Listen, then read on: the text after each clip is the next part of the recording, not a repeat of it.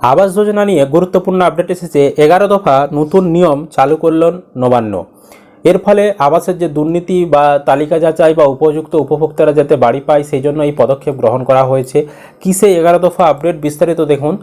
এখানে বলা হচ্ছে আবাস নিয়ে কয়েকদিন ধরেই শুরু হয়েছে বিতর্ক, তা সামাল দিতে শুরু হয়েছে তালিকা যাচাই প্রক্রিয়া। সেই কাজ সুষ্ঠুভাবে সম্পন্ন করতে সমীক্ষকদের জন্য রাজ্য সরকারের যে পঞ্চায়েত দপ্তর সেখান থেকে ফের 11 দফা নির্দেশিকা জারি করা হয়েছে। তো ভিডিওর পরবর্তী অংশে যাওয়ার আগে ছোট্ট একটি অনুরোধ, চ্যানেলে যদি আপনি নতুন হয়ে থাকেন চ্যানেলটিকে অবশ্যই সাবস্ক্রাইব করে রাখবেন। আমাদের জন্য কষ্ট করে আমরা ভিডিও করছি, তো আপনারা অবশ্যই একটু সাবস্ক্রাইব করে আমাদেরকে মোটিভেশন দেবেন। তারপর বলা হচ্ছে যদিও এই তালিকা যাচাইয়ের যে এসওপি রাজ্য তৈরি করেছিল তাতে 14ই নভেম্বর বৃহস্পতিবার তালিকা ক্রস চেকিংয়ের কাজ শেষ করার কথা ছিল। 20 নভেম্বর উপভোক্তাদের তথ্যপঞ্জি সহ প্রভিশনাল বা প্রাথমিক চূড়ান্ত তালিকা প্রকাশ করার কথা ছিল। তবে আবাস যোজনার সমীক্ষা নিয়েও কয়েকটি জায়গায় বিক্ষিপ্তভাবে ফের বিক্ষোভের ঘটনা সামনে এসেছে। সেই কারণেই নতুন করে নির্দেশ বলে মনে করা হচ্ছে। রাজ্য জুড়ে জেলায় জেলায় সমীক্ষকদের এই বিশেষ নির্দেশ দেওয়া হয়েছে। কি সেই নির্দেশ আসুন দেখে নেওয়া যাক। 1 নম্বর নির্দেশে বলা হচ্ছে রাজনৈতিক দলগুলি ও সাধারণ মানুষের মধ্যে আবাস তালিকা নিয়ে ভুল বোঝাবুঝি দূর করতে হবে। তাদের জানাতে হবে তালিকায় থাকা নাম যাচাই করা হচ্ছে। বিশেষ করে পার্মানেন্ট ওয়েটিং লিস্ট এবং সিএমআরও বা অভিযোগ নিষ্পত্তি সেল থেকে পাওয়া নামগুলিকেই যাচাই করা হচ্ছে। এই সিএমআরও বা অভিযোগ নিষ্পত্তি সেল মানে হচ্ছে সরাসরি মুখ্যমন্ত্রী যে হেল্পলাইন নাম্বার, তাতে যারা অভিযোগ করেছিল তাকে কিন্তু বোঝানো হচ্ছে। তারপর 2 নম্বরে বলা হচ্ছে সমস্ত বাতিল হওয়া নাম নতুন করে যথাযথভাবে পরীক্ষা করতে হবে। পাকা বাড়ির কি আইনি ব্যাখ্যা রয়েছে তা জানতে হবে। সমীক্ষকদের কোনো সন্দেহ হলে তা যথাযথভাবে পরীক্ষা করে দেখতে হবে, যাতে কোনোভাবে একজন যোগ্য ব্যক্তিও বঞ্চিত না হয়। 3 নম্বর নিয়মে বলা হচ্ছে অভিযোগ নিষ্পত্তি সেল বা সিএমআরও থেকে আসা সমস্ত নাম ও যে তথ্যগুলির খোঁজ মিলছে না তা গুরুত্ব সহকারে যাচাই করতে হবে। 4 নম্বরে বলা হচ্ছে উপভোক্তাদের নাম, ব্যাংক অ্যাকাউন্ট নম্বর ও আইডি সহ সমস্ত তথ্য নথিভুক্ত করার সময় বিশেষ যত্ন নিতে হবে।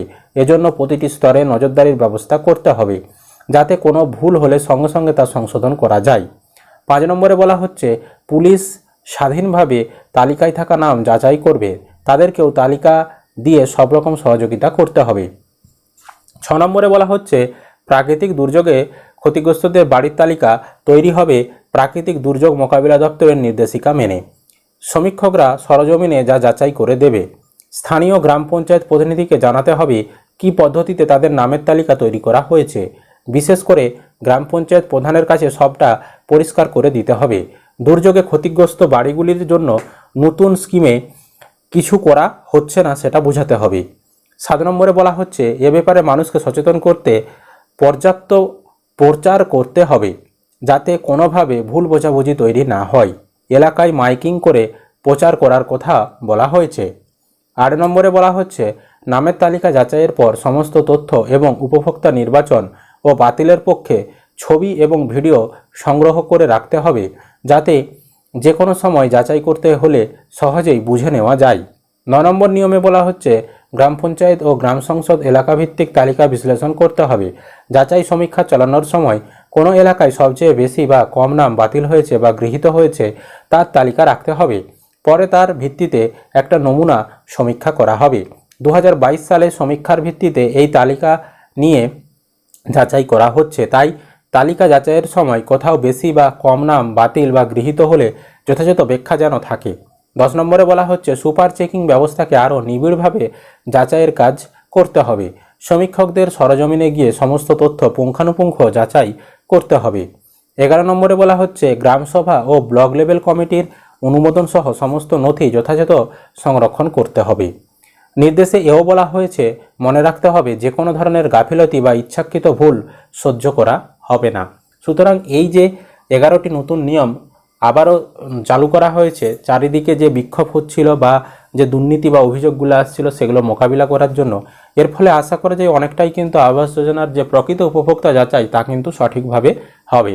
এই ছিল আজকের আপডেট। ভিডিও ভালো লাগলে অবশ্যই লাইক করবেন, বন্ধুদেরকে ভিডিওটা শেয়ার করে দিবেন, আর চ্যানেলে নতুন হলে দয়া করে চ্যানেলটিকে সাবস্ক্রাইব করতে ভুলবেন না।